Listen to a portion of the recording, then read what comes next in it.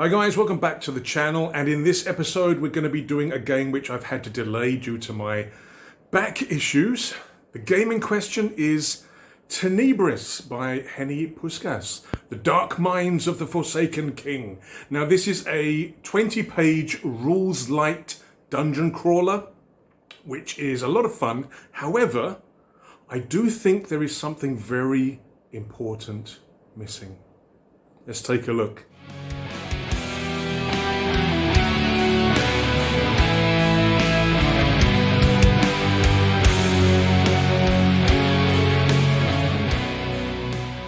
Hi guys, well in this video we're going to be looking at TENEBRIS, The Dark Minds of the Forsaken King, a game by a new designer, Heni Puskas. Now Heni did contact me back in May, I think, asking if I was interested in taking a look. And I think I received the game in July. She did send me a review copy. It is available in physical. You can purchase the physical copy, but you can also download the PDF. I'll put all the links down below for the physical purchase, but also for the, I think it's on itch. But all the links will be down below. But this is a very rules-light, minimalist dungeon crawler, which is inspired by a number of very well-known games. You can feel the inspiration within the rules and within the journey, but it is definitely its own creature. There are basically 20 pages of rules and tables. You need a map sheet to draw your dungeon. Now, the map sheets come with the PDF. I think there's two versions. You've got a 10 by 8 grid, and then there is also an 8 by 8 grid if you want to do a smaller dungeon. You will also need a character sheet, and again, within the PDFs, you will have a number of different designs for the character sheets. And then you just need your standard pencil, eraser. You will need a set of polyhedral dice, or what are mistakenly called D&D dice. They're not just exclusive to D&D. There are many other games out there, as we can show you here. And also, when you're doing character creation, it may also be useful to have 3d6. And that's all you need to play the game. It is very light, very small, very easy, and very enjoyable. However, as I said on the pre-intro, there is something very important missing. What is it, everyone's saying? What's missing? Well, the thing is that when Heni first got in contact with me, she was very clear and very sort of, I would say she was very excited that she did this game with her daughter. And in the book itself, there are, where is it? Is it here? Oh no, it's over here. For my daughter, may all your rolls be crits and may you never fail a save. And then at the back, again, you've got the dedication to the daughter. The thing is, I was expecting and maybe hoping for more content from Heni's daughter. When I received the book, again, it was very clear that she was doing this with Lily, I think her name is. And it was very much, you could feel the mother's love. And when I received the book, I mean, there's, I think the mimic, she says here, the mimic, the Mandarin mimic idea, I think, came from Lily. But I was kind of expecting more. Maybe a pre-constructed dungeon that you could play through. I think there is one pre-constructed dungeon on itch that you can purchase and download. But I was kind of expecting something like that from the daughter's contribution to the game. Maybe that's something that we'll be getting in the future. I don't know, I was just kind of thinking that that's a necessary inclusion was for more daughter stuff. And even if you are a designer of games and you have kids, get them involved, you know? Not just playing games with them, but get them involved in actually constructing the open worlds, in creating the characters, creating the monsters, creating the adventures. It can only be a good thing. That's the thing that's missing. Now, Heni, I think mentioned to me that English is her third language, I think. So within the book, there are spelling mistakes, there are some grammatical errors, but again, that's fine. No problems whatsoever in an indie game, especially when English isn't your first language. Now, for the purpose of these videos, in order to make everything very clear, I won't actually be using the very nice black-based zine which he sent me in the videos. What I've done is I've actually printed out the ink-friendly version that you do get with the PDF. And this is actually a lot easier to read, especially on camera. So we're going to be taking a look through this game. Now, I mean, the combat rules, for example, are very clever. Personally, I haven't seen it done this way before. I know there may be games that have done it before, maybe one of the ones that she's inspired by, but the combat system is one die, one roll, and that's it. It's very concise, very neat, and it works really, really well in keeping the game flowing fast. So let us take a look at what you get. Now, in terms of replayability, there are a lot of options within the tables and the random rolls, things that you meet, things that you find, things that you collect. But in terms of campaign play, I don't think anything is actually specified directly in terms of how you can take your character on multiple dungeons, but I think it could be done fairly easily.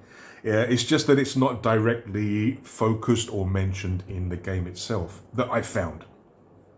So the game starts off by quite a comprehensive credits section, stating that Heni does a lot of the art herself. There is also somebody, Caleb Engelk, sorry if I'm saying that wrong. Dungeon Havoc, there's no AI. She's listed down a number of games which have been her inspiration. Again, I haven't played all of these games, but you can definitely see certain inspirations within the game itself. She's also making use of certain Creative Commons licenses, again, to put certain content within the game. But yeah, so you've got a nice table of contents, which includes pretty much everything that you're going to need. I haven't come across a case where I was trying to find an answer to a question or trying to find something in particular, and I couldn't find it through using this table of contents, which is good. It means it's been well designed. Pages 3 and 4 cover character creation. You've got two options. You can use one of the pre-made characters and then roll for their gear and weapons, or you can create your own character. There is a lot of variety in terms of what your character could be.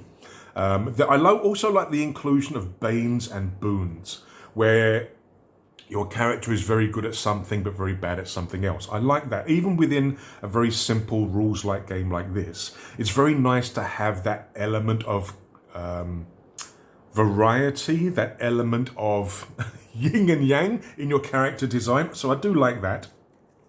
You're only having 3 stats for your character, but we'll roll up a character in a minute.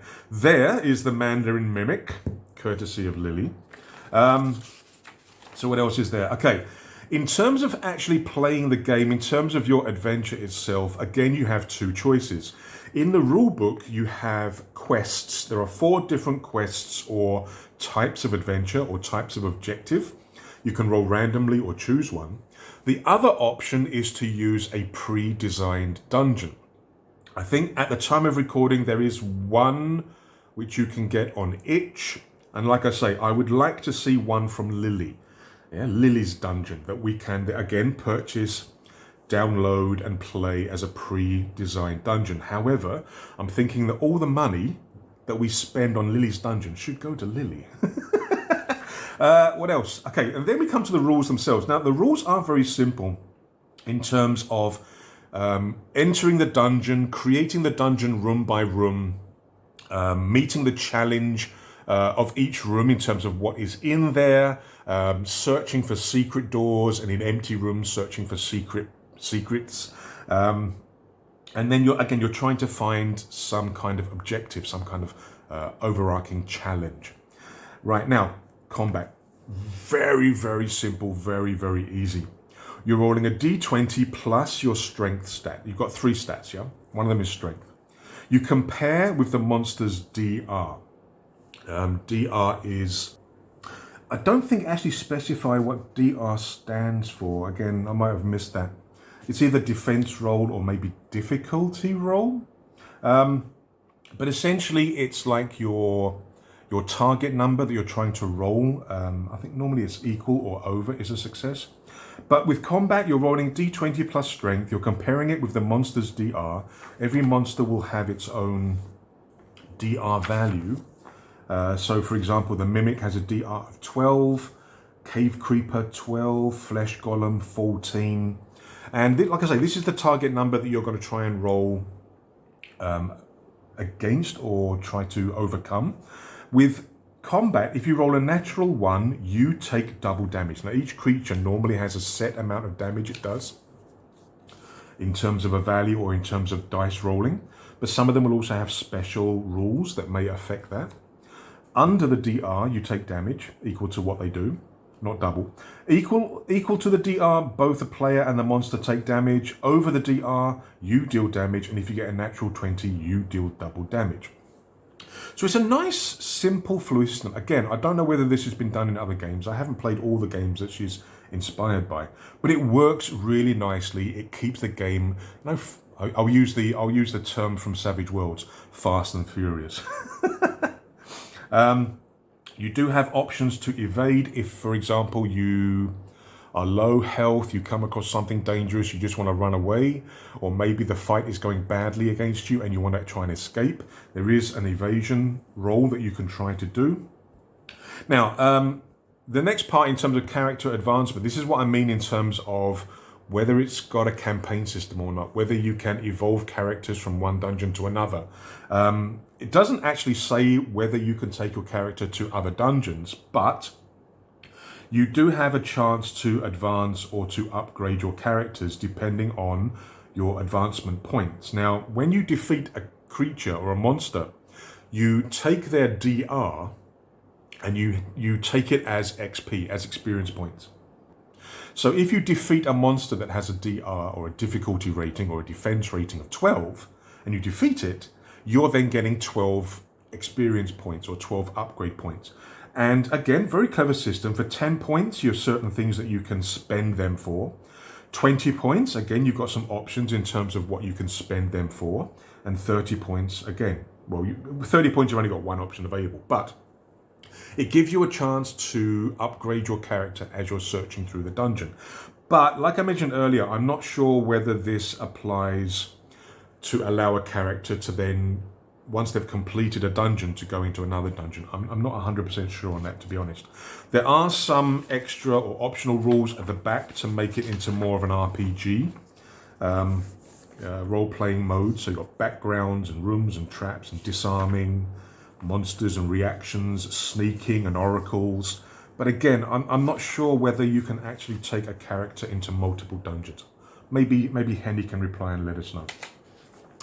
And then we've got rules regarding the light or the darkness rules down there. This is like a difficulty setting, and it uses a system that I've been using recently in Black Oath, the utility dice system, where you take, let's say, for example, you have that's a percentage dice. Where's a D10? There's D10. Let's say that you're selecting a D10 in Black Oath games, yeah. And then every dungeon or every room you go into or every day you roll this, and if it's there you go. If it's a 1 or 2, this then gets downgraded to the next size die, maybe a D8. Then you go to another room, you roll this. If this comes up a 1 or 2, then again you've got to downgrade to another die, and then when you roll a 1 or 2 on a D4, that's the end. Maybe it's the end of the dungeon, or your ammo runs out, or your food runs out. A very common mechanism used in by Alex T and Black Oath. But in Heni's game, this is actually, it's not going to reflect the size of the dungeon, but it's going to reflect in terms of how long your light lasts. And once your light runs out, all the monsters and traps get a +6 to their DR, which makes it a lot harder. So what you'll do to begin with is you'll set yourself a difficulty for your dungeon. Kids play, D20. Yeah, so you start off with a D20 and rolling. An easy, D12. Normal, D10. Hard, where is it? D8. Extreme, D6. And impossible, yeah. Yeah, I think that truly would be impossible. Now, I've been playing this with a D10. And I think the number of games I've played, I mean, I was playing this a little bit while I was having my back problems because it was sort of condensed. I didn't have to sort of move or lean or sit at a table to kind of play it. I was generally doing D10 dungeons, and I think I only ran out of light once. So maybe for the example that we're going to be doing, the playthrough that we're going to be doing, maybe we'll step it up to hard, maybe. But again, it's another nice way of, like I say, using the utility die to reflect when something finishes, when something runs out, when the dungeon ends, or, you know, all these different elements that normally you reflect by keeping track of consumables. This is a very nice, efficient system to replace that, and it works here really, really well. Character death, yes, you will die. Your character will die in this game. I guarantee it. If your character doesn't die in this game, then something has gone badly wrong with the game, or you're cheating. But don't worry, because you have these things called soul stones. Now, these are actually on the character sheet. You can see them up here, soul stones used. And what this does is it's a little bit like the computer games like Dark Souls, where when you die, you kind of go back to the campfire and, you know, you've got to start again. But in this game, when you die, basically your soul gets transported to one of the 4 entrances on the map. Yeah, every map, let's get one of the map sheets. Every map has 4 different entrances where you can come into the dungeon. So your soul will get transported to one of those. And then what you've got to do is you've got to journey through the dungeon back to your body and re-inhabit your body. And that takes up 1 soul stone. Now in the game, you can only do this 3 times because the 4th time, your soul's taken too much damage and the darkness swallows you. So essentially you've got 4 lives. Now, that kind of helps you, but the problem is it's actually going to make the game more difficult, because every time that you resurrect like this, when you use a soul stone, yes, you go through the dungeon, you may have to evade all the creatures that are still there that may see you. But when you inhabit your body again, you've got to roll on the resurrection table to see how the death has affected you. You could lose stat points, you could lose hit points, you could gain banes. I mean, there is, if you roll a 4 and a d4, death rage. If you roll a 4 again, you've got to re-roll. If you roll a 4 again, you get +1 stat point. I mean, the chance of that happening is fairly minimal. So in most cases, when you go back to your body, you're going to be at a disadvantage, which is going to make you weaker, which is going to make it less likely for you to succeed. So what I found was that once you die the first time, the game gets harder. And then when you die a second time, it gets even harder, because another thing is, when you reach your body, roll on the resurrection table once for each soul stone that you've used so far. So if this is your second death, if you've used 2 soul stones, you're rolling on here twice. So what I found is that once a character dies, I kind of know we're done. Because once you start dying a second time, a third time, you end up being so weak you can't actually complete the mission anyway. So, but I kind of like that, because it's like a punishment for you dying in the first place. But in the game itself, there are ways for you to just die because of the dice. Doesn't happen very often, but it does happen. But yeah, I mean, this is not a game to take too seriously. There are some really fun encounters that you can find, some very interesting monsters that you can come up against, and like I say, the whole system of becoming back weaker just brings a smile to your face, because you know, now the beep has hit the fan, kind of thing, you know.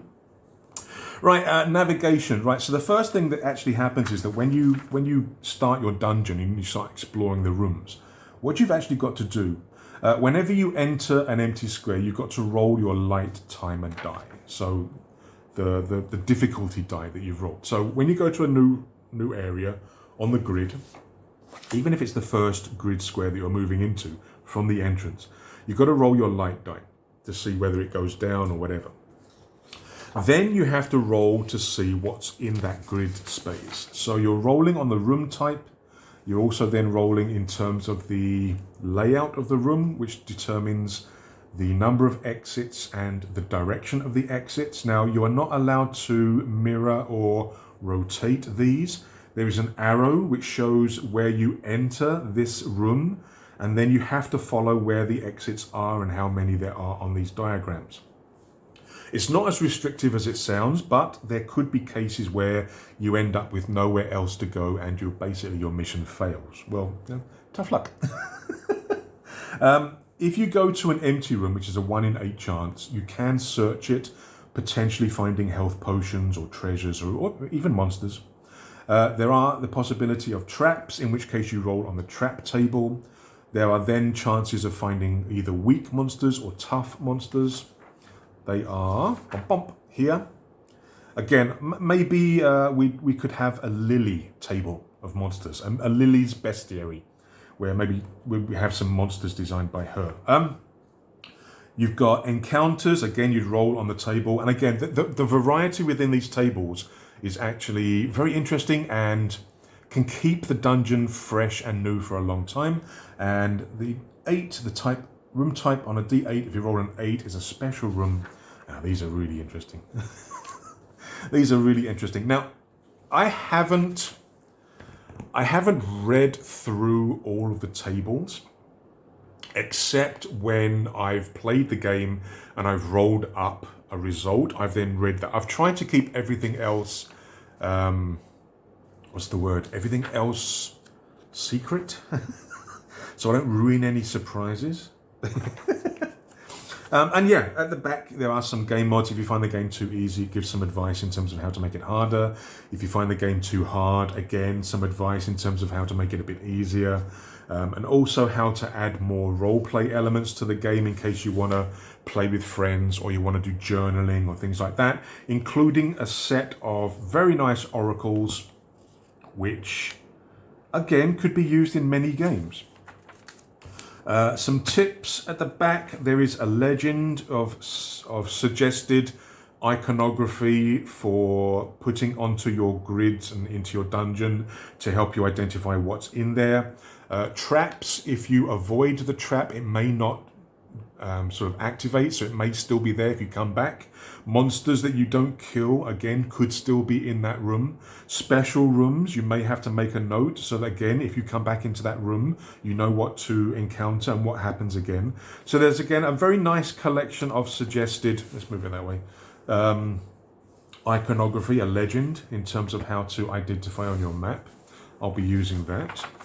And then at the back of the book, there are the character sheets. And again, there's a couple of varieties, a couple of different designs. I mean, this one uses the old paper clip on the edge to identify your hit points, whereas on this one, you just write it down. And there is also, monster sheets where you can keep track of all the monsters. There is also the grids. But like I say, if you download from itch, if you get the PDF, you'll have all of these files on the PDF for you to easily print out. Now, I have been talking for long enough, I think. What I'm going to do in the next video is to create a character and start dungeon delving. So I hope to see you in that video. And once again, this is a very good game, very simple, is it very short? I mean, if you're rolling bad dice, it's going to be very short. But it's a nice little game that I would recommend adding to a collection. Again, it's available on itch. So until then, thank you very much for watching, and thanks once again to Heni for sending me this. I do apologise for it being later than expected. I was expecting to do this, I think, in July. All right, guys, I'll see you in the next video. Take care. Stay safe. Cheers.